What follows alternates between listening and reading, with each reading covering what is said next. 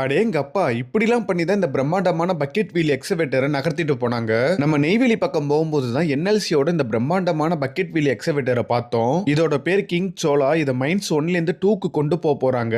நடுவுல பார்த்தீங்கன்னா ஒரு ட்ராக் இருக்கு, ரயில்வே ட்ராக். அந்த ட்ராக் மேல ஏறி தான் இது அந்தாண்ட போகணும். அதுக்காண்டி நெறைய வேலை பண்ணிட்டு இருந்தாங்க. நம்ம அதுக்குள்ளேயும் மிஷினோட அடியில போய் பார்த்துட்டு இருந்தோம். நம்மளே ஒரு சின்ன எறும்பு போல தாங்க தெரிஞ்சோம் அதுக்கு. அதோட ட்ராக் ஒண்ணு அவ்ளோ பெருசா இருந்ததுங்க. ஒவ்வொரு ட்ராக்குக்கும் மிகப்பெரிய மோட்டார் இருக்கு. இந்த ட்ராக்க தாண்டி தான் அந்த மிஷின் போக போகுதுன்னு சொன்னாங்க. என்னடா இது நஞ்சிடுமே நானும் நினைச்சேன். ஆனா அதெல்லாம் ஆகாதுப்பான்னு சொன்னாங்க. எப்படின்னு பாத்தீங்கன்னா நிறைய மணல் மூட்டைகளையும் பெரிய பெரிய பனங்கட்டைகளையும் போட்டாங்க. அதுக்கு முன்னாடி ரயில்வே துறையினர் வந்து அந்த கிராசிங்ல போற அந்த இபி லைன் எல்லாத்தையுமே கட் பண்ணி ரயில்வே ட்ராக்லயே சொருகிட்டாங்க. இந்த ஒரு இடத்துல மட்டுமே நூத்துக்கணக்கான பேர் வேலை செஞ்சுட்டு இருந்தாங்க. மணல் மூட்டைக்கு மேல இது போல கட்டைகளையும் போட்டுட்டாங்க.